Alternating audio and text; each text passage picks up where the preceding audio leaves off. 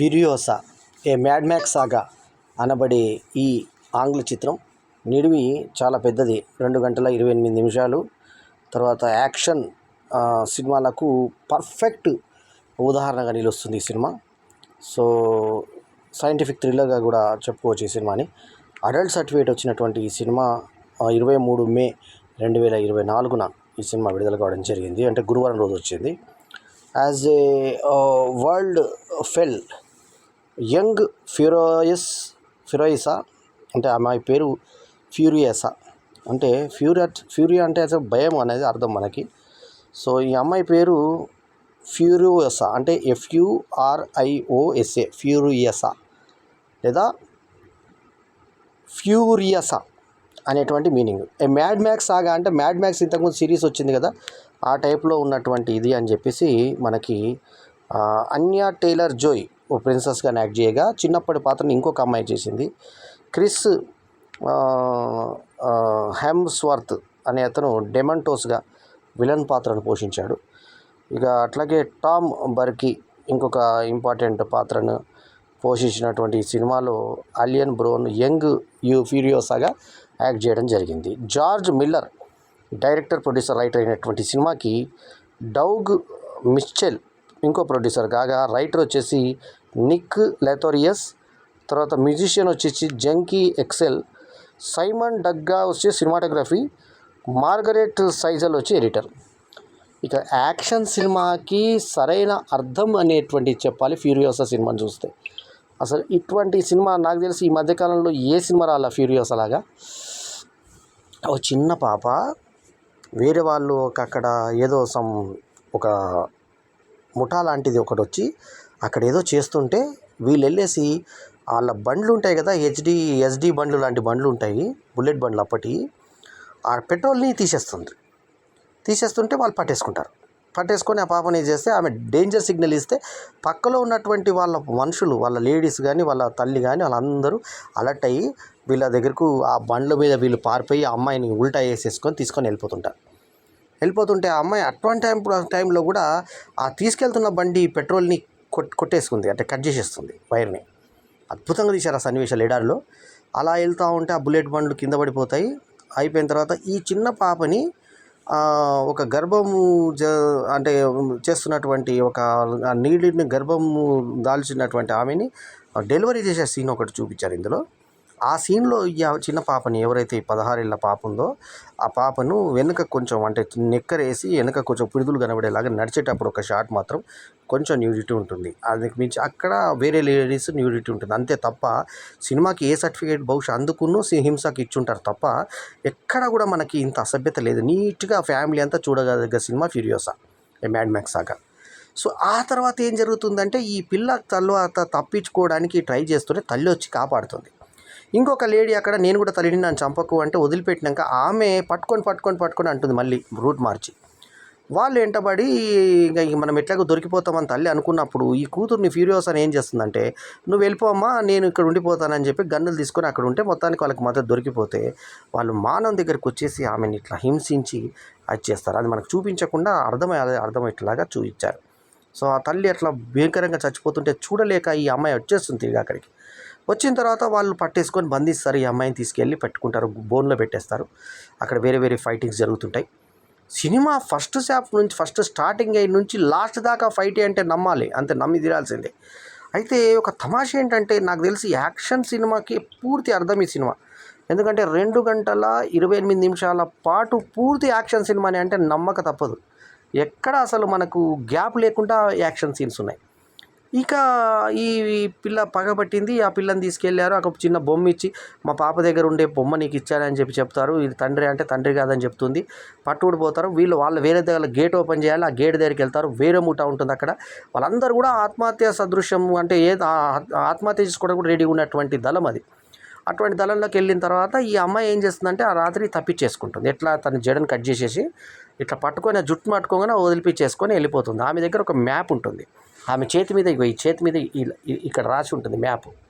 ఈ మ్యాప్ని ఆమె ఆ శత్రువుకు ఈ విత్తనం అని చెప్పి ఒక చిన్న విత్తనం, ఒక ఎట్లాంటిది రుద్రాక్ష లాంటి విత్తనాన్ని ఇస్తుంది తల్లి. అది ఈ సిగలో దాచుకుంటుంది ఆ అమ్మాయి. ఇక వెళ్ళిపోయిన తర్వాత ఆమె తప్పించుకొని ఆ జుట్టును వదిలిపెట్టేసి తప్పించుకొని మగ వ్యక్తిలాగా ఉంటుంది. మరి బాత్రూమ్ పోయాలి కదా, ఈ ఉచ్చు ఎలా వస్తుందంటే ఒక చిన్న బాటల్ ఉచ్చ వస్తుంది. ఈ మగవాళ్ళ సైనికులతో పాటు ఆమె ఉన్నప్పుడు ఎందుకు సైడ్కి పోయి అంత సిగ్గుపడి పోస్తున్నావు అని అంటే ఏం చెప్పదు, మాటలు లేవంటుంది. అంటే గొంతు గుర్తుపడతారు కదా, ఆడ గొంతు. కాకపోతే మగ ఆడ తేడా తెలియదా, ఈ స్థానాలు పెరగడం కానీ ఇవి, ఆ తర్వాత మాట్లాడే పద్ధతి కానీ ముఖం చూస్తే తెలియదా. కాకపోతే అమ్మాయిని కొంచెం ఫ్రెష్గా అంటే కొంచెం రఫ్గా ఇచ్చి మనకు అబ్బాయి లుక్ ఇచ్చారు, కొంచెం అంటే అగ్లీగా కనబడేటట్టు చేసి అట్లాంటి డీగ్లామర్ టచ్ ఇచ్చినా కూడా అమ్మాయిని గుర్తుపట్టరా. కొంచెం ఏజ్ వచ్చిన తర్వాత ఇక్కడైతే తేడా వస్తుంది కదా, అది రాకుండా మెయింటైన్ చేయాలనుకున్నారు కానీ అది కొంచెం ఫూలిష్గా అనిపిస్తుంది. ఆ తర్వాత మొత్తం యుద్ధం చేస్తుంది. తర్వాత పక్కకున్న అతను గుర్తుపడతాడు, ఈ అమ్మాయి అబ్బాయి కాదు అమ్మాయి అని.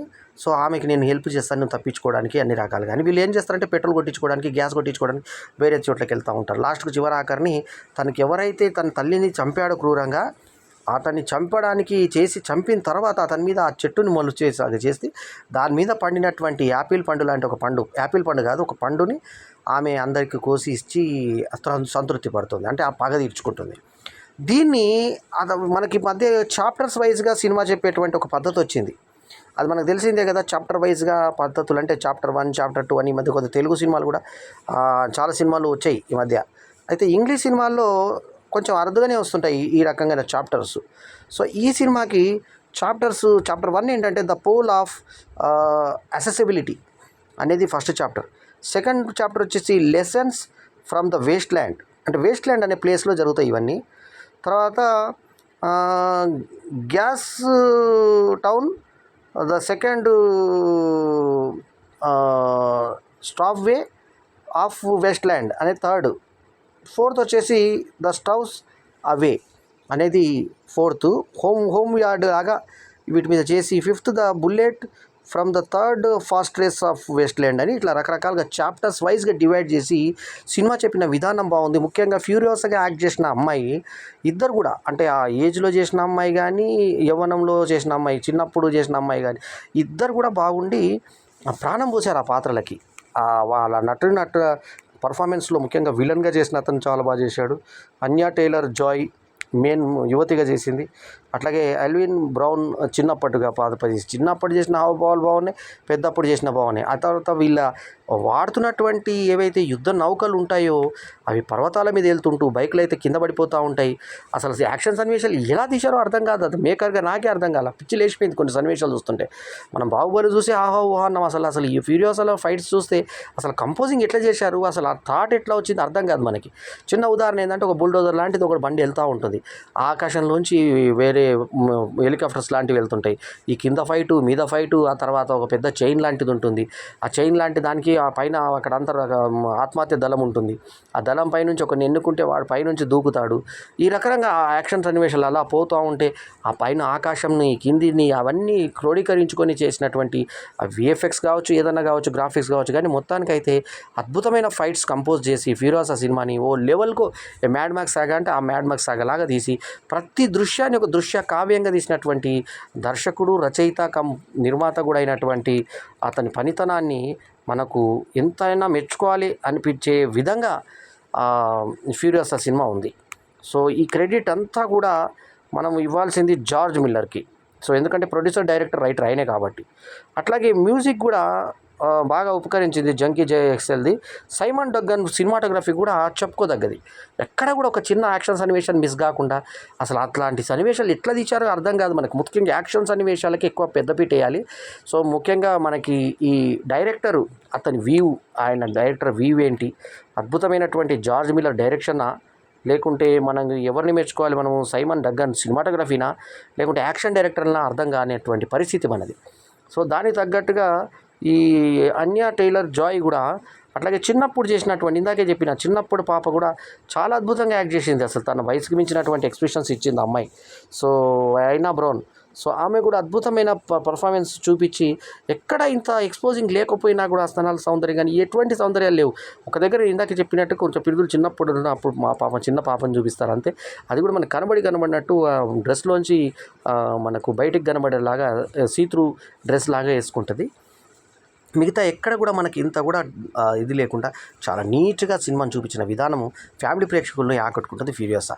సో ఓవరాల్గా ఏంటంటే ఒక యాక్షన్ సినిమా, ముఖ్యంగా ఈసారి లవ్ మీ లాంటి ఒక డిజాస్టర్ వచ్చి, అంటే ఏదో ఎక్స్పెక్ట్ చేసి love me if you dare అనే సినిమా దిల్ రాజు ప్రొడక్షన్స్ నుంచి వచ్చి డిజాస్టర్ అయిన సమయంలో, రాజు యాదవ్ సినిమా కొంచెం కళాత్మకంగా ఉన్న సమయంలో, బిగ్ బ్రదర్ అంటే ఒక డబ్బింగ్ సినిమా లాగా వచ్చినటువంటి సమయంలో, ఈ పోటీ సినిమాలను తట్టుకునేటువంటి సినిమాలు లేని సమయంలో ఫ్యూరియోసా సినిమాని మొత్తం క్యాప్చర్ చేసి, అసలు దాని బడ్జెట్ ఏంది, దాని కథ ఏంది, దాని యాక్షన్ సన్నివేశాలు ఈ తెలుగు సినిమాలతో పోల్చాల్సిన పనే లేదు. రాజు భయ్యా లాంటి హిందీ సినిమాని కూడా మొత్తం ఒక ఎడమ చేతితో కొట్టేసి ఫ్యూరియోసా సినిమాని మొత్తం ఈ మ్యాడ్ మ్యాక్స్ సాగా అనే సినిమాని క్యాప్చర్ చేసింది అనడంలో ఎటువంటి సందేహం లేదు. మార్కెట్ మొత్తం ఈ వారం మొత్తం కింగ్గా నిలబడింది ఫ్యూరియోసా సినిమా. సో ఇందులో ఉన్న యాక్షన్ సినిమా సన్నివేశాలకి పెద్దపీట వేశారు. అద్భుతమైనటువంటి టోన్ తోటి ఆ గ్రేడింగ్ కానీ, ఆ ఫోటోగ్రఫీ కానీ, ఆ ఫైట్స్ కానీ నవ్వుతోన్న భవిష్యత్ అంతే. ఇది ఇంతకు మించి ఏం చెప్పలేని ఈ సినిమా గురించి. ఆ మ్యాడ్ మ్యాక్స్ సిరీస్ కన్నా కూడా నాకు అద్భుతంగా అనిపించింది ఆ ఫ్యూరియోసా సినిమా. అయితే ఫ్యూరియోసా సినిమాలో స్క్రీన్ ప్లే కానీ, స్టోరీ కానీ, ఇంగ్లీష్లో సాధారణంగా స్టోరీ ఉండదంటారు, కానీ ఆ అమ్మాయి పెరిగిన క్రమం చిన్నప్పటి నుంచి ఆ యువతిగా, ఆ తర్వాత పెద్దగా అయిన తర్వాత ప్రౌఢ యవనం ఏ రకంగా చూపించారు. ఆ తర్వాత ఆ అమ్మాయి ఏ రకంగా తన పగ తీర్చుకుంది, ఆ పగ కోసం ఆమె ఎంత కష్టపడ్డది. ఒక సన్నివేశం అయితే చెప్తుంటే మనకు అసలు ఒళ్ళు గుగ్గురు పడిచిన సన్నివేశాలు. ఒక పెద్ద వెహికల్ ఉంటుంది, ఆ వెహికల్లో కింద అడుగును ఉంటుంది, ఒక పొట్టోడు ఉంటాడు, ఆ పొట్టోడు చంపబడతాడు లాస్ట్కి. ఆ ఫైట్ వస్తుంటాడు, మూత పెడుతుంటాడు, లోపలికి వెళ్తుంటాడు పొట్టేతను. ఆ తర్వాత ఈమెనేమో కింద ఉండి మొత్తము ఆ యుద్ధానికి అన్ని రకాలు సహకరిస్తుంటుంది. ఫ్యూరియోసా సినిమా ఎక్సలెంట్ యాక్షన్ సినిమాలకి ప్రేమికులకు అద్భుతమైన సినిమా. ఇది 4.25/5 నేను ఇచ్చే రేటింగ్. 4.25/5 is my rating.